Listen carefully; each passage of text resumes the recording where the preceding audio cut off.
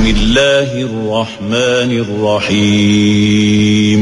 Kullu nafsin dha'iqatul maut thumma ilayna turja'un. Kematian adalah sebuah keniscayaan. Setiap yang bernyawa pasti akan merasakan kematian. Tua muda, kaya miskin, pejabat dan rakyat jelata, siap atau tidak siap, semua yang mempunyai jiwa akan merasakan yang namanya kematian. Kematian adalah masa depan yang paling pasti dan paling dekat di hadapan manusia.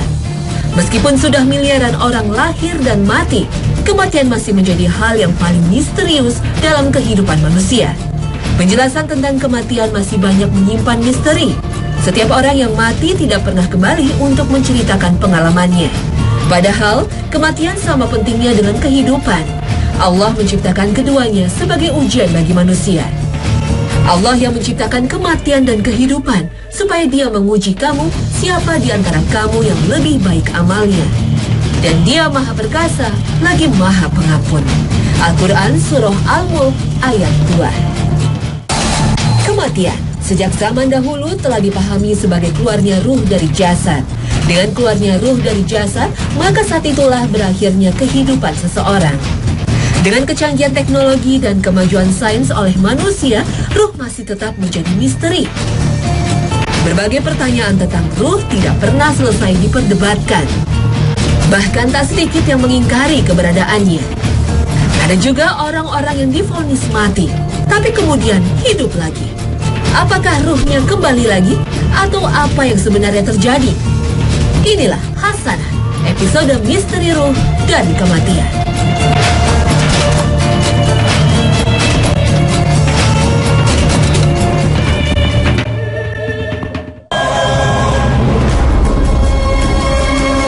Assalamualaikum warahmatullahi wabarakatuh. Selamat pagi pemirsa Trans 7, Hasanah Ensiklopedia Islam Dunia. Pagi ini kembali hadir ke hadapan Anda untuk berbagi pengetahuan dan saling menasihati dalam kebajikan. Keluarnya ruh dari jasad merupakan definisi kematian yang jamak dipahami dari zaman dahulu sampai sekarang. Berbagai agama dan kepercayaan menganut pemahaman ini sampai sekarang. Ajaran Islam tidak menafikan pengertian ini. Bahkan dalam ajaran Islam sendiri, ada malaikat yang memang ditugaskan oleh Allah Subhanahu wa Ta'ala untuk menjalankan tugas ini, yaitu mencabut atau mengeluarkan ruh manusia. Qul yatawaffakum malakul mauti alladhi wukkila bikum thumma ila rabbikum turja'un. Dalam beberapa hadis sahih juga dijelaskan bagaimana proses keluarnya ruh dari jasad atau yang dikenal juga dengan istilah sakratul maut. Proses ini bisa berbeda antara satu manusia dengan yang lain. Mudah atau sulit sangat tergantung dari amalan semasa hidup. Sakratul maut adalah pintu gerbang manusia menuju kematian. Sakratul maut adalah peristiwa yang amat menakutkan karena saat sakratul maut tiba, tak seorang pun dapat membantu dan menolong. Kendati saat kritis itu, istri, suami, sanak saudara dan handai tolan sedang mengelilingi. Manusia akan bergulat sendirian dengan sakratul maut itu di tengah keramaian orang-orang yang dicintai dan disayangi. Semua hanya dapat menatap dengan pandangan mata yang hampa. Saat itulah manusia akan merasakan langsung apakah dia termasuk orang yang telah mempersiapkan kematian atau bukan. Apakah termasuk orang yang siap menghadapi fase kehidupan berikutnya atau bukan. Sakratul maut juga dapat dikatakan sebagai ajang pemanasan menjelang kematian. Karena kematian itu sulit, berat, dan amat sakit, maka diperlukan pemanasan. Di samping itu, sebagaimana kehidupan pertama manusia memerlukan proses dan tahapan, maka kematian juga memerlukan proses dan tahapan agar bisa memasuki alam lain bernama barzah. Sebuah alam yang jauh lebih besar dan sangat berbeda situasi, kondisi, dan lingkungannya dengan bumi saat kita hidup di dunia. Sakratul maut adalah sesuatu yang ditakuti manusia. Faktanya, berbagai riset dan upaya telah dilakukan manusia untuk menghindarinya. Seperti menciptakan obat-obatan untuk memperpanjang umur atau membuat alat-alat canggih untuk menghindarkan kematian. Hal tersebut digambarkan Allah dalam firman-Nya. وَجَاءَتْ سَكْرَةُ الْمَوْتِ بِالْحَقِّ ذَلِكَ مَا كُنْتَ مِنْهُ تَحِيدُ. Kematian bukanlah akhir dari segalanya. Sebaliknya, kematian adalah awal dari fase hidup yang baru. Kematian sejatinya adalah proses berpindahnya ruh dari jasad menuju fase hidup berikutnya. Kematian adalah pintu masuk ke alam berikutnya. Pintu masuk menuju alam barzah atau alam kubur yang merupakan pemanasan sebelum hari pembalasan. Manusia memang tidak pernah tahu kapan kematian menjemputnya. Bahkan ketika menyaksikan orang meninggal pun, kita tidak tahu persis kapan ruhnya diambil oleh malaikat maut. Keluarnya ruh atau kematian hanya dapat dikenali dari tanda-tandanya. Tidak ada nafas, detak jantung berhenti, kulit pucat, penurunan suhu tubuh adalah sebagian tanda bahwa kematian telah terjadi. Secara medis, tanda-tanda ini biasanya diamati dengan memeriksa urat nadi yang ada di tangan atau dengan memeriksa detak jantung melalui stetoskop. Dan untuk meyakinkan, biasanya dokter menunggu setengah jam untuk memastikan tidak ada lagi tanda kehidupan. Meskipun manusia telah mati, tapi sel-sel dalam tubuh tidaklah mati sekaligus. Bertahap, apalagi jika organ tersebut dibekukan dengan cairan khusus yang biasanya akan digunakan untuk transpalasi organ. Tanda-tanda kematian tadi menjadi acuan selama berabad-abad untuk menentukan hidup atau matinya manusia. Dan memang itulah yang terjadi pada ratusan juta manusia yang meninggal setiap tahun. Tetapi dengan berkembangnya ilmu kedokteran dan teknologi dalam mempertahankan hidup, pada beberapa kasus, tanda kematian tersebut justru dapat dicegah. Artinya nafas yang berhenti, jantung yang berhenti berdetak, peredaran darah yang berhenti. Semuanya dapat diatasi dengan dibantu dengan peralatan yang canggih. Kasus ini biasanya terjadi pada korban kecelakaan, di mana batang otak mengalami cedera fatal sehingga tidak berfungsi, dan jika batang otak tidak berfungsi, maka dapat dipastikan organ-organ vital yang lain juga akan mati. Sehingga ditemukanlah definisi baru tentang kematian, yaitu matinya batang otak. Dalam beberapa negara, definisi kematian dengan matinya batang otak telah menjadi undang-undang. Artinya seseorang dapat dikatakan mati apabila batang otaknya sudah mati, meskipun organ tubuh lainnya masih berfungsi dengan bantuan peralatan canggih. Atau sebaliknya, seseorang dikatakan belum mati jika batang otaknya masih berfungsi, meskipun terkadang tanda-tanda kehidupan lain tidak terdeteksi.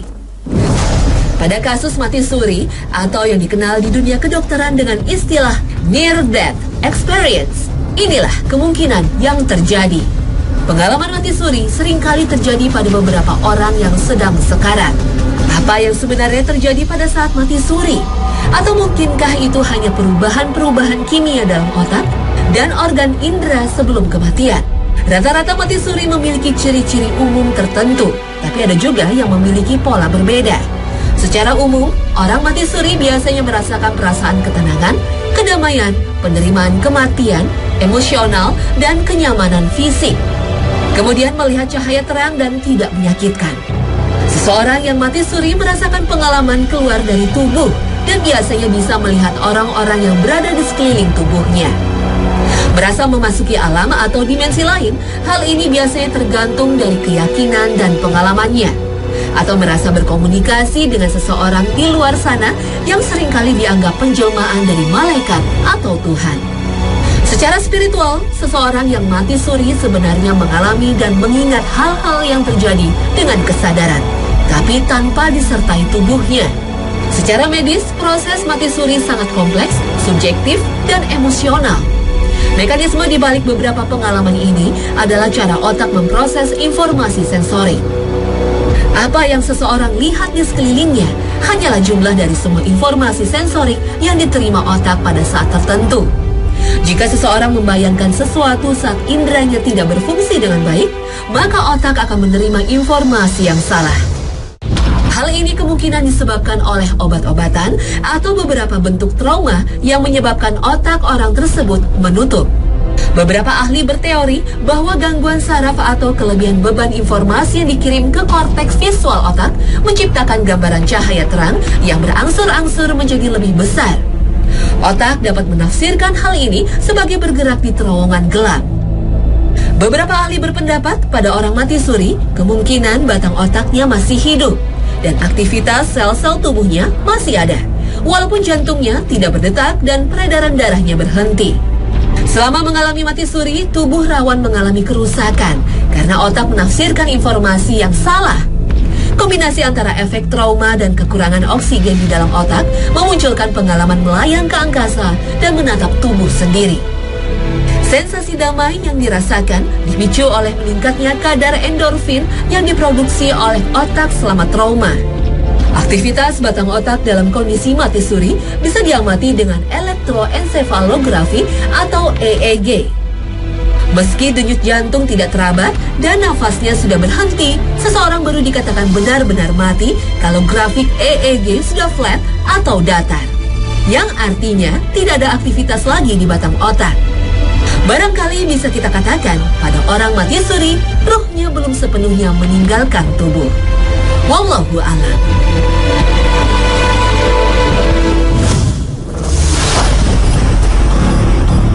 Jika hidup manusia ditentukan oleh keberadaan ruh, maka ruh adalah kehidupan.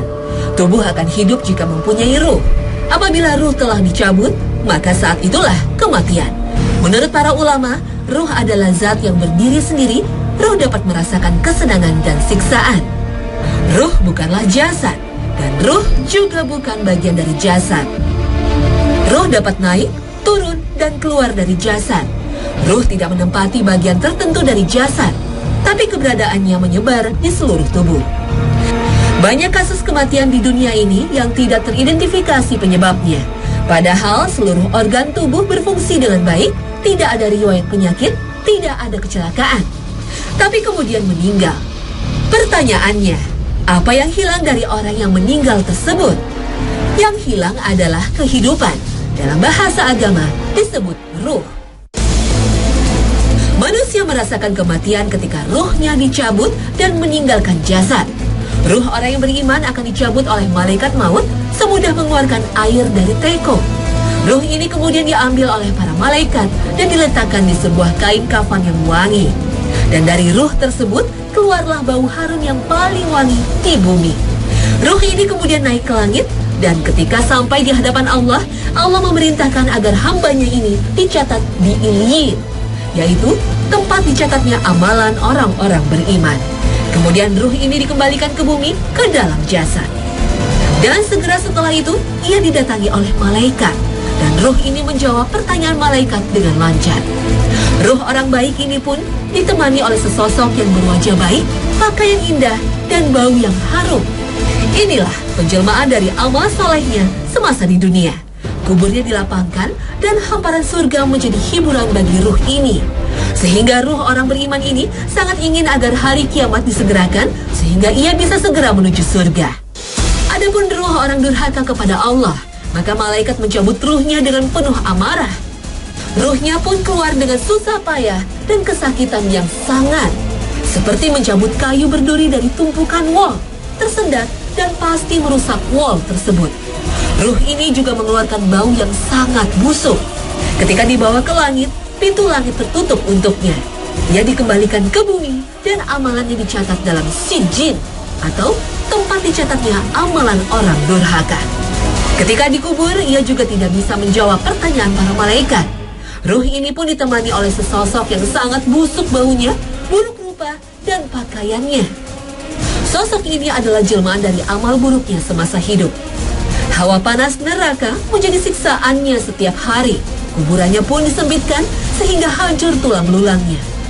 Semakin takutlah ia akan kedatangan hari kiamat, sehingga ia berharap agar kiamat tidak pernah terjadi. Na'udzubillah min zalik. Ruh orang yang sudah meninggal juga dapat mendengarkan orang yang masih hidup. Hanya saja ruh ini tidak bisa berinteraksi dengan mereka. Seperti yang disampaikan hadis Nabi Sallallahu Alaihi Wasallam bahwa orang yang sudah meninggal mendengar bunyi sandal keluarganya ketika meninggalkan kuburan. Ruh yang berada di alam barzah ini juga mendapat kemudahan berkat doa yang dilantunkan orang yang masih hidup untuknya. Adapun bertemunya ruh orang yang sudah meninggal dengan orang yang masih hidup, maka ini memungkinkan terjadi di alam mimpi, tapi tidak di alam nyata.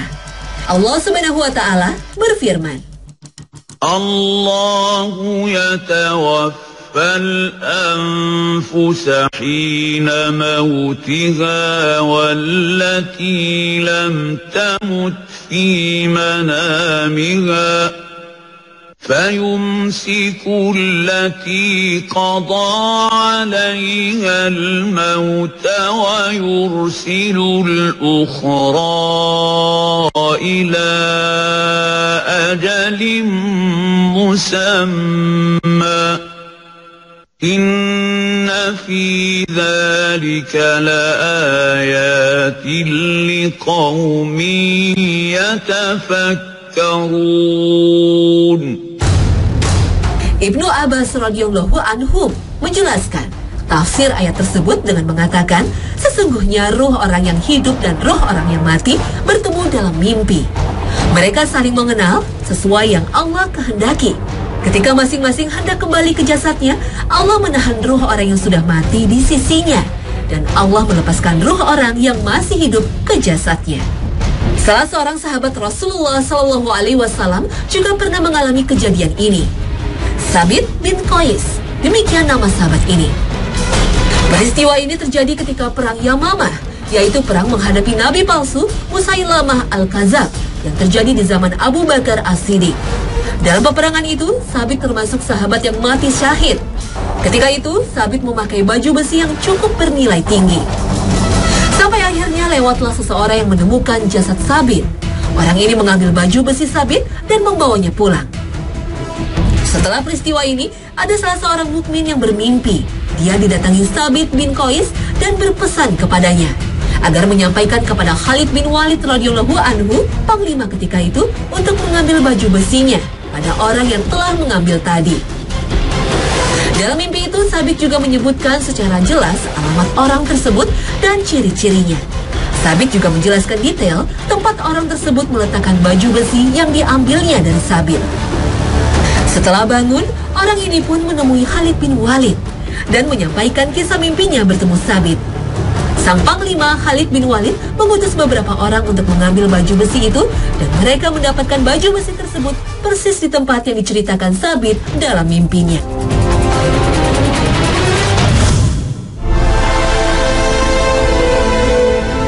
Jika ruh adalah kehidupan, maka akal adalah yang menentukan setiap keputusan dalam kehidupan. Imam Al-Ghazali mengatakan bahwa akal adalah sifat yang membuat manusia berbeda dari binatang. Akal yang membuat manusia dapat belajar dan menerima pengetahuan dan menciptakan hal-hal yang luar biasa.